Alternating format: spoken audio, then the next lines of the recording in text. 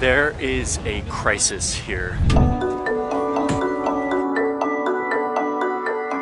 Millions of people have fled Venezuela as the country crumbles. El sueldo mensual no nos alcanza para una caja de cornflakes. Many of them are coming over this border into Colombia. Que hay hambre. En Venezuela está en crisis, no hay nada. Here in this border town of Cúcuta, you see people with suitcases full of all their belongings. They don't know where they're going, they just know they need to get out of their country. Todas las tiendas están cerradas, todas las tiendas porque ya quebraron los negocios, las carnicerías, los supermercados. If you need proof of how bad it is in Venezuela right now, look at this purse. This purse is made entirely of the bills of the Venezuelan currency, the bolívares. Inflation is so high that this money is now completely worthless. And so my friend Jorge over here has gathered a ton of this stuff and turned it into commodities, into purses, into sculptures. It is worse than it sounds, and it sounds pretty bad. The country's inflation rate will rise to 1,000,000%. Esto lo que yo tengo aquí, el que estuviera esto en Venezuela tenía plata, era millonario. More than 1 million Venezuelans have moved into Colombia in recent years. And in an era of record-setting migration, when borders seem to be getting thicker, harder to cross, Colombia is doing something that you don't see very often. It's opening its doors and it's letting people in. The border crisis is shocking. It's a real humanitarian crisis. The economic crisis there is about to get even worse. Is there a point at which Colombia and other countries in Latin America step in and say enough is enough now?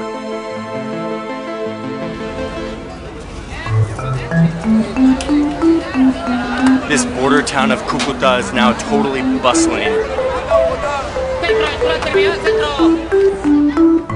This is the very end of the border, right as people are entering. So then the one thing that you'll hear that is a little interesting is se compra cabello. We buy hair. So you continue on their way to make some money as the women will sell their hair. Basically get 100,000 pesos, which is like $30.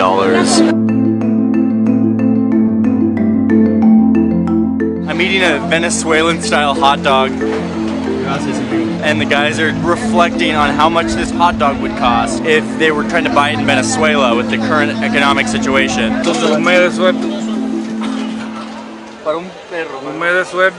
87% of the country's households into poverty. Images that we have just never seen in Latin America before is unfortunately something we're seeing now. The collapse of Venezuela didn't happen because of a civil war or a natural disaster, but rather the colossal economic mismanagement by the country's leader, Nicolás Maduro.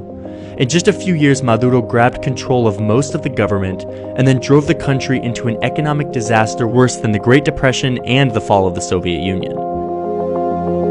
Hay mucha gente pobre y con hambre.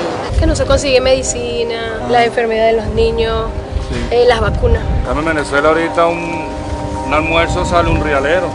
Of the 2 million people who have left Venezuela in the midst of this crisis, about 1 million have come to Colombia, easily more than any other country. The response by most countries in the region has been to put up new measures to stop migrants from flooding into their country, but not Colombia. Here, the border stays relatively easy to cross. And even though Colombia already has millions of its own people in need of humanitarian assistance, the Colombian people and politicians continue to let these migrants in. So I have decided that we're not going to close the border. We have to give them support. Now we're in the refugee camp, is what they're calling it, and here the government provides all sorts of services to these people. Hay odontología, hay asistencia legal, asesoría psicológica. Haircuts and manicures. Today in the camp they're playing music, some Colombian, some Venezuelan, and everyone, locals, migrants, starts singing and clapping along.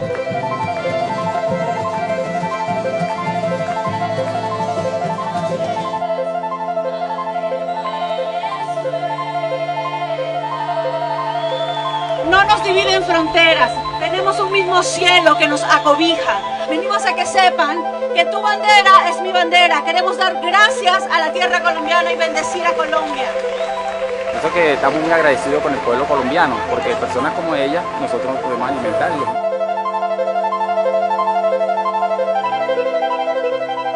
The Colombian government has given most of these migrants status, allowing them to live in the country, get health care, work, and study for 2 years. But it's not just the Colombian government opening its doors. In a neighborhood near the border, people have started taking migrants into their homes, indefinitely and for free. Pero yo acá tengo sino 4. ¿Cuatro? 4 nomás. ¿Es una familia? Sí, es una familia. No me da miedo. Sé que si lo hago de buen corazón, yo sé que Dios no va a dejar que a mí nada malo me suceda. Hola amigos, ¿qué tal? O sea, ustedes también tienen sus propias necesidades. ¿Cómo lo hacen llevar las necesidades de otras personas? ¿Es difícil eso? Sí, claro.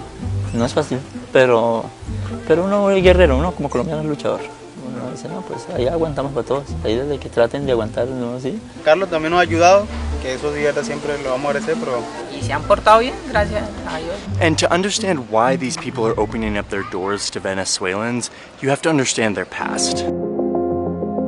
If you go back to the 1800s, Colombia and Venezuela were actually a part of the same country called Gran Colombia. This country eventually broke up into the modern states we know today. Decades later, in the 80s and 90s, Colombia was experiencing some of the worst violence in its decades-long war with the rebel group called the FARC. This war displaced more than 7 million people, more than any other modern war.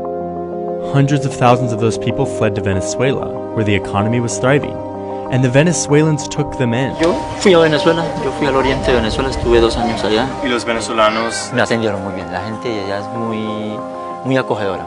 So in a sense, this is the Colombians' way of paying back the Venezuelans for the hospitality they were given. Here at the border, you go down the street a little bit and you see this sign that says, "Welcome to Colombia." Above it, it says, "Colombia and Venezuela united forever." In spite of these two countries being different, having very different governments, there is this common identity among the people. But there are reasons to believe that this sense of solidarity might not last forever. A slew of crimes allegedly committed by Venezuelans have led to a new wave of skepticism in the country. Earlier this year, the police chief in this border town told people that they shouldn't rent their properties to Venezuelans after a migrant was arrested for a homicide. Bueno, como antes que tú llegabas y pase, servían a uno al 100%. Ahorita hay esa desconfianza porque hay venezolanos que de verdad, lastimosamente, hemos hecho lo malo. But despite the growing skepticism, many Venezuelans continue to see tremendous support in Colombia, a country that has chosen to keep its doors open to the thousands of migrants who come in every day.